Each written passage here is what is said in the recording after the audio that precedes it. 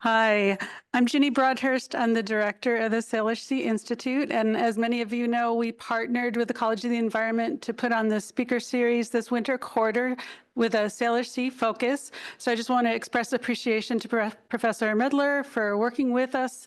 It's been a great series. We hope you've all online and in the class appreciated all the speakers. We have two awesome speakers with us today, as has been mentioned. Austin on screen with Whatcom County. She works with the Marine Resources Committee, and Kaylee Calloway, who's on Whatcom County Council. And I just really want to give a special shout out to Kaylee for coming. It's never hard to be an elected, never easy to be an elected official. In these times, it's particularly difficult. Thank you for your public service, and thanks for making time to be here with us. And I'll hand that to you. Okay. Well, hello. It's awesome to be back on campus. Let me get this thing situated here so y'all can hear me. Okay. So we're just dealing with a little bit of a technical. So as soon as I start the PowerPoint presentation, you're going to not see Austin's video. So we wanted to give Austin a chance to wave hi. Hello, can you guys hear me? We'll go ahead and start the presentation here. You guys can hear me okay? The title, can you hear us okay, Austin? Yeah, can you hear me? Yes. Okay, great. So the title of our presentation was Protecting the Salish Sea Through Science, Local Policy, and Community Engagement. So again, my name is Kaylee Galloway. I'm on the Whatcom County Council. I represent District 1, which is where we're at right now. It's about South Bellingham. And then joining me is Austin Rose. She's a natural resources specialist in our Public Works Department. I wanted to give us a chance to just introduce ourselves a little further. I studied undergrad here at Western Washington University in politics, philosophy, and economics. I got minors in energy policy and law, diversity, and justice. So as you can imagine, when it was my turn to graduate, I had to run to like 5 different departments to do it. But I don't regret it, not one bit. I later went on to get my master's degree in policy studies from the University of Washington, Bothell. And then my professional experience really has been in government. I'm kind of a government nerd. I like to say I got my start professionally on campus here in student government. I was elected vice president for government affairs my last year at Western and just fell in love with the work. So from there, I moved out to Washington, D.C., did about 1.5 years working for the Senate, moved back to Bellingham, worked about 3.5 years in outreach for Congress, and then moved over to the state. So I spent a little time in Olympia doing state legislative work, and then I ran for office, and here I am. I do a little bit of public policy and public affairs consulting on the side, which I just adore. And then Austin, if we can have you introduce yourself. Hello, so I'm Austin Rose. I work with Whatcom County Public Works. Like Kelly said, I'm in the Natural Resources Division, and my primary role is to staff the Whatcom Marine Resources Committee, which I will be saying MRC, the acronym, probably for the majority of my part of the presentation. Yes, I am also a Western alum. My focus was in geography, natural resource management, and I've been working with Whatcom County for the past 11 years. I was really lucky to land an AmeriCorps position with the Pedia Bay National Estuarine Research Reserve down in Mount Vernon, which also houses the administration for the Northwest Straits. So I learned about the Northwest Straits initiative and found my career path, essentially. So you will learn all about that when I start talking. Awesome. Thanks, Austin. Okay, so we're going to start at like the 5,000 square foot level, and then we're going to come right on in down. So just be patient with us. So I wanted to start by just doing a little bit of a government 101. I know we hear a lot about Congress in the news, sometimes Olympia in the news, but very rarely do you hear about your own local government. And we've got quite a robust little ecosystem here at the local level. And perhaps my favorite level of government so far has been working for the county. Whatcom County is actually pretty unique. We're about one of 7 counties statewide that has what we call a charter, which is like our local constitution. It was something that was adopted in 1978 and gets updated every 10 years. And we're actually in the process of updating it again this year. So we have a 15-member elected charter review commission that's actively meeting now. And so when you get your ballots in the mail in November, you might actually see some things on your ballot that have to do with our charter. So think back and be like, I remember when we talked about the charter. But like other levels of government, we set up sort of a 3-branch system. We have our executive branch. We elect a full-time county executive who oversees the day-to-day operations of county government, kind of the administration and policy implementation, and then manages various non-elected departments, so like public works. We also have a legislative branch, which is where I'm at. We have 7 council members. We are elected every 4 years in alternating terms. We're technically part-time. We're technically nonpartisan. I put air quotes around those because, well, if you watch us, we're not all that nonpartisan sometimes, and we work more than part-time, but we love what we do, and we're responsible for passing policy and budgets, and then appropriations, so actually funding those projects. And then we have our judicial branch, which has our elected Superior Court and District Court judges. We have an elected full-time prosecutor who oversees both civil and criminal, and then we also have our public defenders. So kind of give you a sense of how the government works. And what I really love about the different levels of government is we all have different functions, but we all work together. And so we're kind of a layered approach. So I like to think above all else, we're governed by our local, state, and federal constitutions. We at the legislative level often have the policy levers we work on at the local level called ordinances. You might hear those get called bills at the state level. And those are legally binding. We also have resolutions which sort of don't carry the force of law, but are still given as directives. And then the executive similarly has powers such as executive orders or declarations of emergency. So again, those are typically less used, but sometimes they are.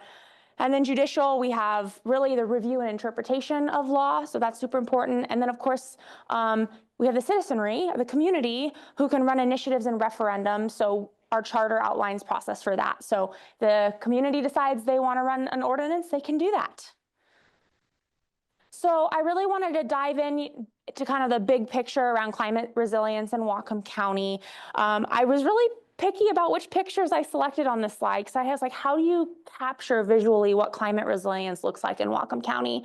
And so for me, that upper left picture really takes us back to 2021 during the really bad flood event. I think you're actually looking over like Sumas and upriver there. We're still trying to deal with the effects of the 2021 flood. To the right there, you can actually see a sort of a riparian restoration project. So again, we're planting trees to restore habitat and ecosystem services. Bottom left is a picture of Lake Whatcom, which is our drinking water source for all the residents of Bellingham. It's responsible for like over 100,000 people. And then on the right there is actually a picture I took you may have heard of the timber sale Box of Rain. This was Box of Rain. I took this picture a couple years ago. But really the county has done a lot of work around forest resilience and thinking about forestry as a sort of natural climate solution. So I just thought that was a good sample of kind of some of the work we're doing. But I wanted to dive in a little bit more around specifically what the county is doing as it relates to climate action. And so on the left side, there is a screenshot of our climate action plan. This is a plan that was predominantly drafted by our Climate Impact Advisory Committee. It's got a boatload of chapters in both sort of built and natural environment. So we have chapters in there around like electricities and building, transportation and infrastructure, and land use. But then we also have the natural climate solution side of things, such as water resources, agriculture, forestry, and ecosystems. On the right side there, this is a screenshot of our Whatcom County flood vulnerability assessment. So we've got a lot of moving pieces going on here with our vulnerability assessments. This particular one addressed shoreline and really trying to address and predict sea level rises and trying to figure out what our vulnerabilities are. We're actually going to be embarking upon a phase 2, which is going to complete kind of the marine shoreline all the way up. And it'll also go upriver to kind of address some of the flood vulnerabilities. And then we're also looking at doing additional climate vulnerabilities around extreme heat and wildfire smoke. So our health department did that. And then we're also looking at doing one for Lake Whatcom. Austin, was there anything on this slide that you wanted to add? No, you summed that up pretty good. And I mean, I think it's just important to note that, you know, developing a vulnerability and risk assessment is really providing the county and partner jurisdictions with this better understanding of you know, where public infrastructure is, private development, those assets, and including vulnerable and socially disadvantaged communities, as well as ecosystem functions and values. And those are all going to be impacted by projected sea level rise and other climate change impacts. So it should be a very interesting report when it's all done. Thanks. Couple other quick examples. The county council, the city council, and Lake Whatcom Water and Sewer District just approved our 2025-29 Lake Whatcom Management Program Work Plan. So this really dives deep into how we are managing our Lake Whatcom watershed and really trying to address water quality issues, as we're also trying to balance. I mean, there's a lot of development that happens out there. There's a lot of recreation that happens, a lot of forestry activity. So just trying to balance all of that and making sure we have clean drinking water still. And then on the right side, we have our Whatcom County our Whatcom County Comprehensive Plan. This particular one was done in 2016. Comp plans get updated every 10 years now. So we are 2025, we're in a comprehensive plan update cycle now. So very actively looking for community and engagement on this and feedback. But really the comp plan is a huge policy lever for local government. It talks about how we use our land. So where are we growing? How are we growing? Both residential population, but also like industrial and commercial. So like jobs. It has a chapter in there around housing, around transportation and infrastructure. Climate resilience is going to be a new element this year. We've also got a shoreline chapter, which Austin will go into a little later in the presentation. So it's just it's a really big document, but I encourage anybody who's interested or anyone who's studying planning, you should know about this document, because I'm sure when you graduate, this will be part of your life if you decide to stay in local government. And then I wanted to touch quickly on water quality program. So we call this the Pollution Identification and Correction Program, or PIC for short. It's just really trying to track, you know, water that is flowing into our marines, watersheds, and really trying to make sure that we are managing, in this case, fecal bacteria. So a lot of the times we aren't doing the best we could do, and we are unfortunately seeing shellfish beds have to close because of the contamination. So we're constantly working to improve, to educate our community on the actions they can take to make sure that, yeah, they're taking precautions to keep our waters clean. And then, of course, one that's near and dear to my heart is salmon recovery. So we live in WIRA 1, or the Water Resource Inventory Area. There's actually a lot of different WIRAs across the state. Ours just covers like the Nooksack watershed. And we are a part of a broader Puget Sound recovery plan that has to do with restoration and recovery of salmon and steelhead populations. The other thing I wanted to mention here, you might hear WIRA 1 Nooksack adjudication. Not quite as relevant to this presentation, but I just wanted to share this is very much actively happening. This is a legal framework in which we identify, quantify, and prioritize water use based on sort of oldest and most senior water right. So we're actively working on that right now. But I think it does connect because, as we like to say, salmon need water. Okay, so we wanted to talk a little bit about the community engagement part of this. So I like to think elected officials are responsible for ensuring the county's budget and policies reflect the values of the community. And we're also responsible to make sure that they're legal, implementable, and enforceable. And we have over 1,000 Whatcom County employees who help us do this work every day. And then we contract with hundreds, if not thousands, of additional folks. And so they are really the backbone of how county government happens and serves its people. I'm also of the firm opinion that policy is best when it's informed by our community members' lived experiences and expertise. And so the county likes to facilitate a participatory process. There's a couple examples I've listed here. One is open session. So if you ever want to come visit me on a Tuesday evening, like every other Tuesday, twice a month roughly, you'll have 3 minutes and you can speak to us. And it's awesome because we actually get Western students all the time coming and sharing what's on their mind. And that's really cool for council members to hear. We also often have public comment periods for specific plans and programs. So for example, I mentioned the comprehensive plan is undergoing its update this year. There'll be lots of opportunity to engage and participate on that. And then we have over 50 different what we call advisory groups. So these are like boards, commissions, committees, task forces. They kind of come in different formats. But these groups specifically advise the county executive and the council. And through all this, we're subject to Open Public Meetings Act and public records. So everything we do is meant to be transparent and accountable to our community. So I wanted to take just a little sample size of our 50+ advisory groups. These particular ones kind of are ones that typically have like a climate or land use element to them. So again, you can see lots of really cool topics that our advisory groups are dealing with. And a lot of times these groups have vacancies. So if you're ever interested in kind of getting a start with county government, these are a great way.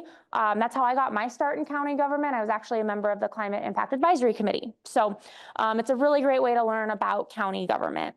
And so with that, I'm going to shift the presentation here over to Austin, but we're going to kind of hone in on one of these advisory groups, which is called the Marine Resources Committee. Austin, take it away. Okay, great. Thanks, Kaylee.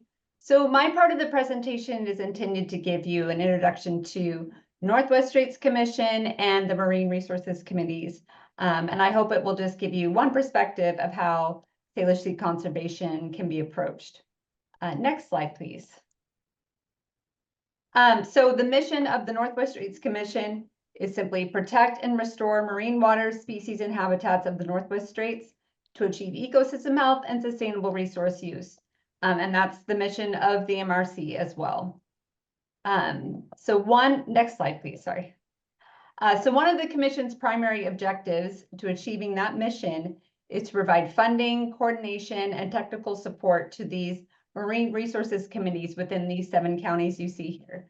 And this structure is designed to support a bottom-up decision-making approach that can empower local communities to engage in marine resource issues. And so I'll go into some details on how this works. Next slide. So to help you understand why we focus on this region and why the Northwest Straits Commission exists, let's back up to the 1990s. So this is when the National Oceanic and Atmospheric Administration, NOAA, proposed a federal marine sanctuary for the Northwest Straits region of Puget Sound, which you see in that hatched marked area. And this was due to declining marine species and habitat. Next slide, please. But the marine sanctuary proposal was not popular in local communities because it was perceived as though the federal government was going to come in and take control of the local marine environment, and that these decisions would be made in DC without any adequate local input. Next slide, please. So the first locality that responded to the marine sanctuary proposal was actually San Juan County. The county council formed a volunteer-driven Marine Resources Committee, or MRC, and that was back in 1996. And the beauty of the MRC was that it brought together all these diverse perspectives from the community. So economic, tribal, environmental, recreational, and that was meant to be set up to advise the local government on the marine resource issue priorities. They also educated the community, and resource protection projects were then identified. Next slide, please. So around that same time that the San Juan MRC was formed, Senator Patty Murray and the late Representative Jack Metcalf had formed what's known as the Marine Metcalf Commission, and they were investigating alternatives to the marine sanctuary. And after evaluating different alternatives, they basically recommended expanding the MRC model that was formed by the San Juan County. And then they also recommended the formation of the Northwest Straits Commission to provide coordination, funding, and technical assistance to the MRCs, and ultimately to connect their work to important regional initiatives. So the Northwest Straits Marine Conservation Initiative Act was officially passed by Congress in 1998, identifying this Northwest Straits Commission and MRC structure, all within those 7 counties that I showed you in that map before. With that piece of legislation also came a report that accompanied it, and it outlined the details of the structure, but it also included the importance of working with our tribal members as well. Next slide. So this is a chart that shows the funding that supports our work. As you can see, it's mostly from federal and state sources, and these funds are supporting Northwest Straits Commission staff and county-based MRC staff, as well as projects that the Commission and the MRCs carry out. There are a handful of counties that contribute to their MRC programs as well, but I really wanted to show you the yellow piece of the pie there. The MRCs are generating over 10,000 volunteer hours per year, which is a huge leveraged resource and a big chunk of that pie. So next slide. So the funding I described in the previous slide, so it's going to support several aspects of our work. So one of those is base support to MRCs to carry out the work that they're prioritizing for their counties. And projects are wide ranging, and they might include restoration or outreach, education, offering internships, monitoring, volunteer training. MRCs propose the projects that they want to do every 2 years. We have a funding cycle that goes every 2 years. And the Northwest Straits Commission then funds the work through a contract between the county and the Washington State Department of Ecology, which is where the commission administration is housed. Next slide. So the funding also supports that coordination and technical supports that the commission can provide. So project development assistance, data processing, communication. They help organize workshops and MRC symposiums, conferences, and they ultimately are coordinating those regional MRC projects. So they provide a regional perspective and ensure that the MRCs have the tools and the scientific information that they need in order to take action. Next slide. So what is an MRC member? What does it mean to be involved with an MRC? So I thought of 5 key words or phrases that came to my mind. First and foremost, these people are volunteers.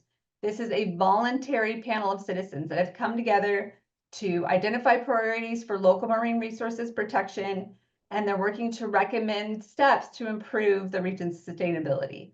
So it is a voluntary community advisory government or advisory group to Whatcom County government. Second, they're diverse. So there are 5 marine interest groups represented on the Whatcom MRC.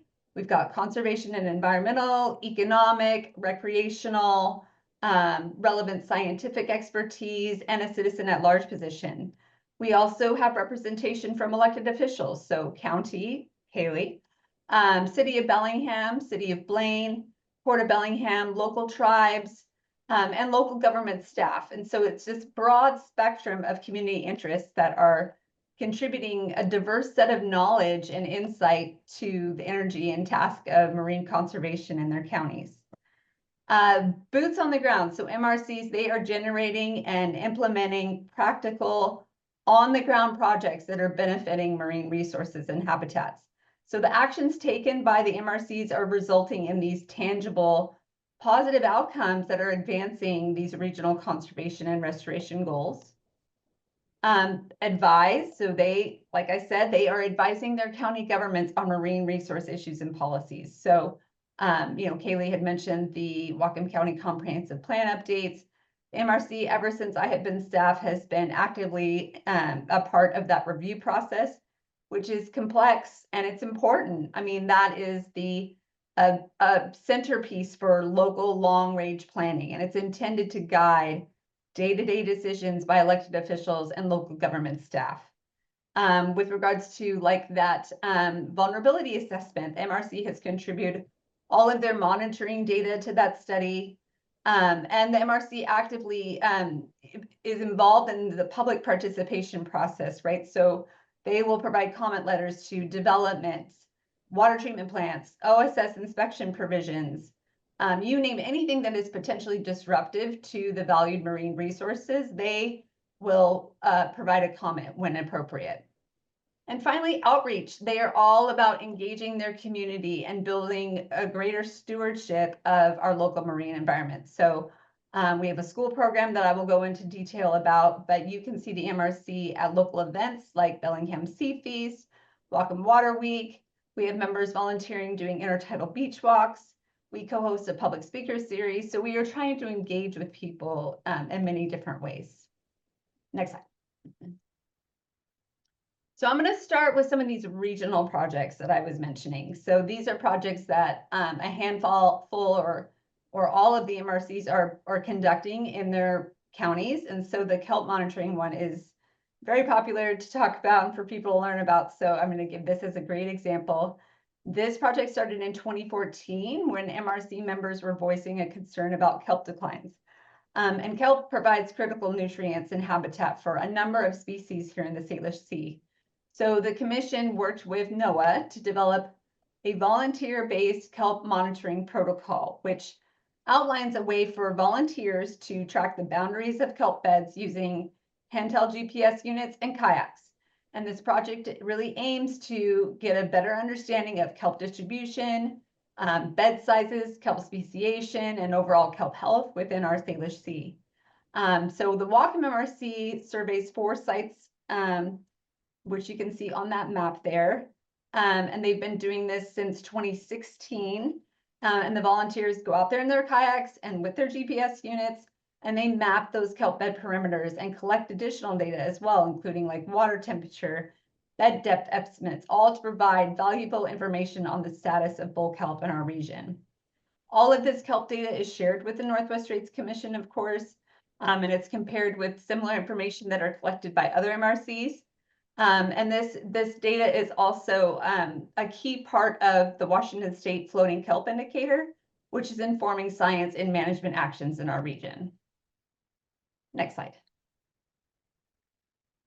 So this map indicates MRC monitoring sites and how they are fitting into the broader kelp monitoring picture. So as you can see, this project provides vital information in a large portion of Puget Sound on critical habitat.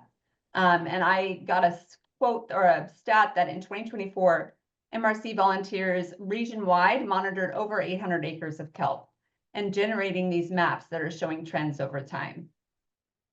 Next slide, please. Another regional project, this one started in 2023, is the derelict vessel removal. So the commission provided MRCs and tribal partners an opportunity to prioritize the removal of abandoned and derelict boats of concern within their local communities. So this is done in partnership with DNR, MRCs, and the tribes. So they're identifying boats, and this is removing hazards to boaters and removes toxic chemicals that can be impacting recreational and commercial species and the habitats they depend on. So these photos here are of the Wanderlust, which was a 40-foot fiberglass vessel that washed up on a private property during the winter of 2018. This vessel was sitting upright on shoreline vegetation there on the Nooksack River Delta, and it was reported that it was not leaking any fluids. But we did go through the process to get it removed. And so there was a land-based removal plan submitted by a contractor that we ended up working with. The entire area was covered with pond liner and geotextile to catch any small debris. And there was a staging area just above on this ridge here that was provided by Smith Gardens. I don't know if you know that on Marine Drive. But the vessel was dismantled and removed from the beach via an excavator and a tracked dump truck. And the tracked removal vehicle traveled to and from the vessel site and the staging area for removal in dumpsters and disposal, and the engine and any other hazardous materials and fluids were separated and disposed of in separate containers. Next slide. And this project has actually evolved into piloting what we're calling the vessel turn-in events. And I bring this one up because we are actually hosting one here in Whatcom in mid-July. And these are done in partnership with ports, tribes, DNR, counties, and the Department of Ecology. So this is more of a preventative strategy to collect vessels before they end up derelict. So there's a lot of advantages. This opportunity gives boat owners a way to dispose of vessels at no cost to them. It captures fuel and batteries in a safe environment and keeps them from impacting any marine resources. The vessel components can be removed and recycled. And it is far less expensive than pulling vessels out of the water. So the cost of capturing and recycling ranges from about $4,300 to $5,500 per vessel, as compared to removing a vessel out of the water. It can be $10,000 to $30,000 for a 20 to 30 foot vessel. So next slide. Then I wanted to hone in and do some of the Whatcom MRC local projects. So this is a picture of Wildcat Cove, which is located in Larrabee State Park. And it includes this very popular public boat launch that's heavily used, of course, during open crabbing season. And it was noticed by a volunteer that when boaters are utilizing this boat launch at low tide, their vehicles and boat trailers are driving over the adjacent eelgrass meadow within the cove, potentially damaging that fragile habitat. And eelgrass is a sensitive and important keystone species in the Salish Sea. It provides habitat for important fishery species. It helps prevent shoreline erosion by stabilizing sediments with its roots. And so the MRC led an assessment of the eelgrass extent in this area and its condition before, during, and towards the end of the crabbing season. And this was, just meant to inform, like, is there going to be a problem? What are potential actions that could be taken to protect this meadow? So the MRC contracted with DNR, and they did boat-based surveys to determine the eelgrass extent and the bathymetry within Wildcat Cove. And then they also contracted with David Wallen at Western, who conducted 4 drone flights July through August to capture aerial imagery of the eelgrass extent prior to and then throughout the crabbing season. So the comparison of eelgrass extent throughout the survey period showed no doubt that the boat launch activities were reducing eelgrass coverage in and around the boat launch. Next slide, please. So the MRC worked with Washington State Parks and then also worked with a social marketing consultant based out of Bellingham to help develop a social marketing campaign that was aimed to help boaters reduce and ultimately avoid damage caused to the eelgrass beds during the boat launching activities. So the MRC, they came at it from an education standpoint, and so they really wanted to push education about the importance of eelgrass to the local ecosystem. And that was essentially used to frame the development of a social marketing campaign. And then through observations and interviews and surveys with boat launch users, it was determined that there were some key messaging strategies that would really help foster a voluntary reduction of boat launch users driving onto the eelgrass when launching. So it was messages that were centered around an actionable step. So in this case, checking tide charts. And having that being supplemented by appeals to conserving eelgrass and thereby local wildlife like herring and salmon and crab, that ended up being a pretty compelling campaign that resonated with boaters. And so these messages were then utilized by a subcontractor also based out of Bellingham to create these really illustrative signs, which are now posted at the boat launch down at Larrabee State Park. And we have seen 90% compliance. We need to get out there again this year. Our first test was last year to seeing how this was all being perceived, but we'll get out again this summer just to see if people are still noticing the signs. And next slide, please. Also local, and this started in 2022, Whatcom piloted a new project called Beach Same with Schools. And this project is specifically designed to allow elementary students to directly observe the importance of the intertidal habitat to juvenile salmon and forage fish. So the MRC sends out invitations and applications to 4th grade educators throughout Whatcom County, including the Bellingham School District and tribal schools. Classrooms are then selected by MRC project leads, and it's based on classroom size and the relevance of the field experience to current classroom curriculum. And then prior to and after each field event, an MRC member will visit the participating classroom to provide students with information about the beach staining process, the importance of the intertidal corridor to juvenile salmon, what they should be expecting in the field during the event, and what it's like to collect data. Next slide, please. Then the MRC, we host 3 2-hour field trip events for these students to observe the deployment and the catch of a beach seine. And we do this during the peak juvenile salmon outmigration period, which is usually April through May. We do this at Boulevard Park, located in Bellingham. It's a very easily accessible beach for students. We work with Lummi Natural Resources field technicians. They are the ones that do the beach seine, and they identify and measure the fish, and then they share their knowledge of the species captured in the net to the students. And also each field event is preceded by a short talk by a tribal elder or a marine scientist who has discussed the ecological and cultural importance of salmon. So it's a very, very popular program, and it's unfortunate just due to our capacity with volunteers that we can't take all the classrooms that applied, but we try to do at least 3 events per year. Next slide.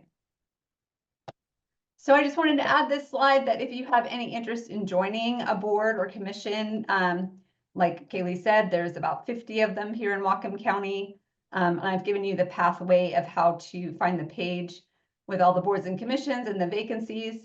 I also would invite you to join Whatcom MRC meetings. They are all open to the public.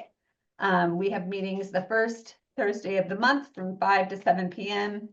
They are mostly virtual. We do hybrid meetings quarterly, but we always have, or we tend to have, a guest speaker join. And so if you're interested in signing up to get notification of when those meetings are, you can go to our homepage, whatcomcountymrc.org. And next slide just has my contact and Kaylee's contact information. So there you have it. Look at us, right on time. I think we've got maybe like 10 minutes for questions or so. So I'm gonna go ahead and pop out of our presentation here so we can see.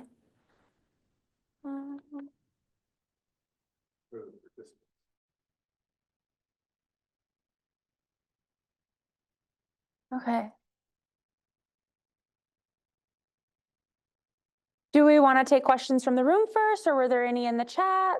I'll follow your all lead. Yes, go for it. I've got a question. You were talking about at the beginning how like the organizations, the commissions you have help like try to deal with like pollution and like climate resilience. Do you guys have any information on like how much progress you've made in like dealing with water pollution, air pollution, or is it more just kind of, you know, just doing your best to kind of shave it off here and there?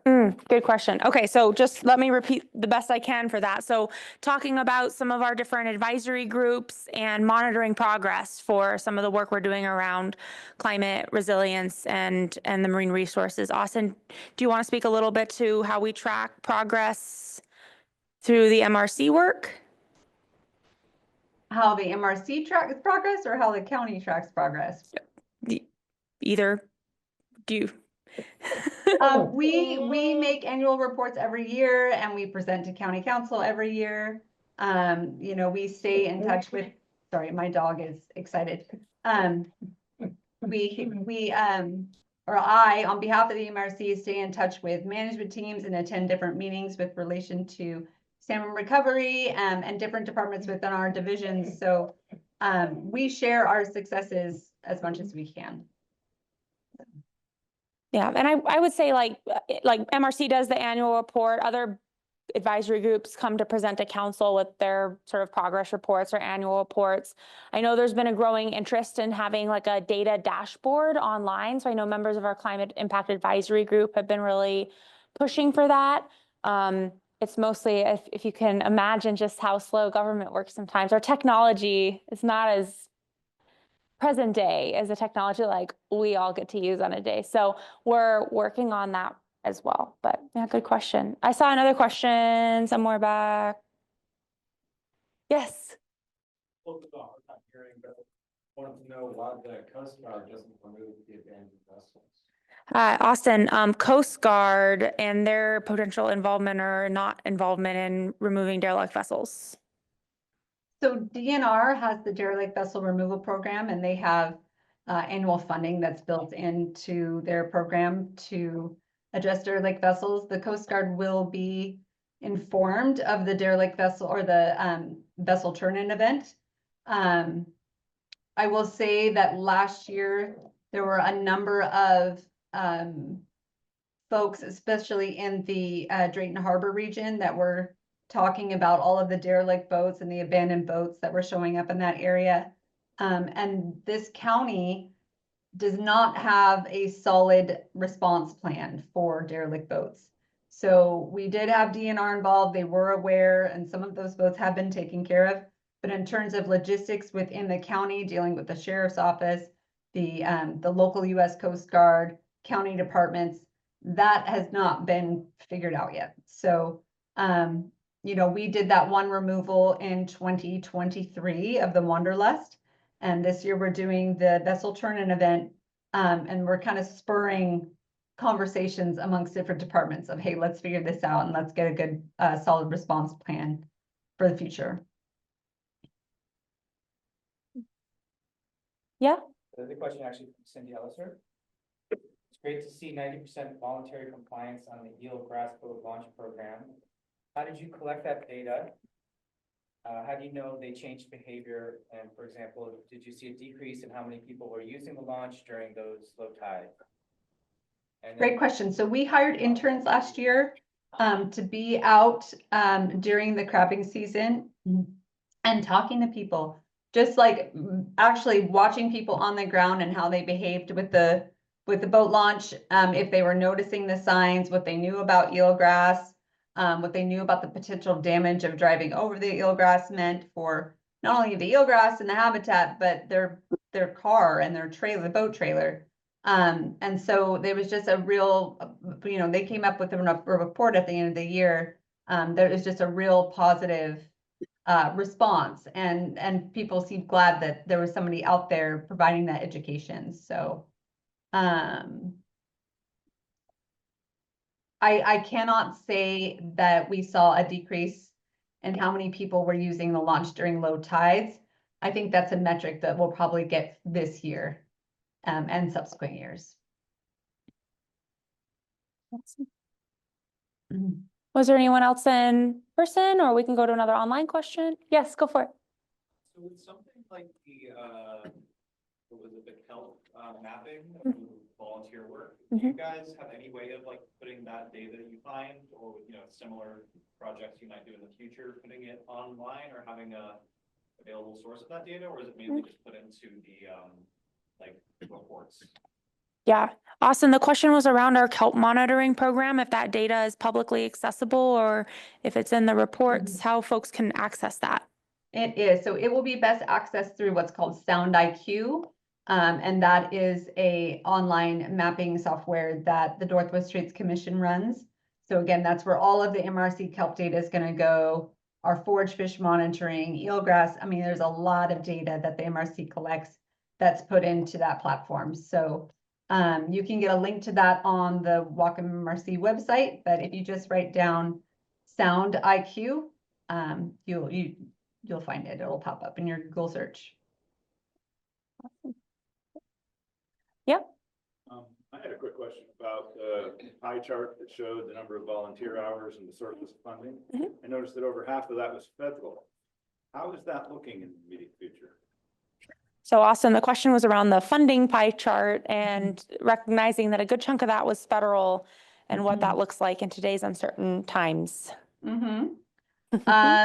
I cannot speak to that, just like many people can't speak to what's happening one day to the next. So we are just hunkering down and doing the good work that we want to do, and whatever happens, happens. That's out of our control. But Yeah, the only thing I can really add to that from a big picture perspective, so the continuing resolution that Congress passed runs through tomorrow. So Congress has to pass and the president has to sign something by midnight tomorrow to keep the government open. Sounds like the House has passed a continuing resolution, so kind of waiting to see what the Senate's going to do. I will say in the little bit of my understanding on this is that since this is a congressionally appropriated program, there might have some protection, but we've also seen some presidential actions that question our understanding of independent branches of government and the role of each. So I think that's kind of where this uncertainty. In normal times, we would say, oh, congressionally appropriated program feels safer. But it's hard to know in these times. So yeah, was there any other online questions? There are, do you want me to read them out, or is there someone in the room that would prefer to? Yeah, I don't know if we want to go in order here. I see there's one around the proposed hydrogen facility at the former Intelco site, and then the pilot tidal plant project at Orcas. I mean, I think there's still question to the viability of a hydrogen hub at Cherry Point. I know we've been a little bit interested in the funding for that. So again, a lot of that was envisioned through, was it the, I can't remember if it was the Jobs Act or if it was the Inflation Reduction Act, but one of those. And we continue to work with the property owners out there at Cherry Point. Like anything gets cited out there will likely run through some combination of local, state, and federal permitting processes, which oftentimes will include like environmental impact statements or SEPA, NEPA, so state environmental protection or national environmental protection. So it is quite rigorous to cite out there. I know there's been some interest at the state legislature on citing energy projects. So still just trying to figure out what that all looks like. I know hydrogen is sort of a controversial topic, so I don't necessarily want to get too much into the politics of it all. Austin, did you have anything else to add on that one? I don't know. That's not something that's been brought up with the MRC, so. Okay. And then, for students and groups like the Ecological Restoration Club, how can we engage in these opportunities with student-led initiatives? Are there ways to work with the schools? As you stated, you don't have the resources for many schools currently. Austin? Yeah, so I would suggest that you give me a phone call or email me and we can have a good conversation about this. I'd like to know more about what you do and what your students would be interested in. But yeah, there could be a way that we could collaborate. So if you don't mind, if you could just contact me and we'll talk offline about that. Awesome. Well, I'm getting the cue that we're out of time for questions here, but I'll go ahead and hand over the mic and we can wrap up. And I've got my business card in the front, so folks in person, if you want to have my business card, please come see me. Okay, well, thank you, Kaylee and Austin. I think you're welcome to stay and chat with folks. People might want to come up and ask some more questions. So thank you very much for being here today. As we get done here, I just wanted to thank all the people that are making this happen, which is quite a few people. There's a lot going on under the hood at the College of the Environment. We've got the Alumni Association figuring this all out. We've got the Salish Sea Institute and multiple associates with them getting this all to happen this quarter. But anyway, I want to thank everyone that made this happen, especially Fred over here, making sure it all goes. But yeah, I hope you all had a great quarter out of this. And don't forget to get to the last two assignments, writing up about today and the survey. All right, have a good break afterwards.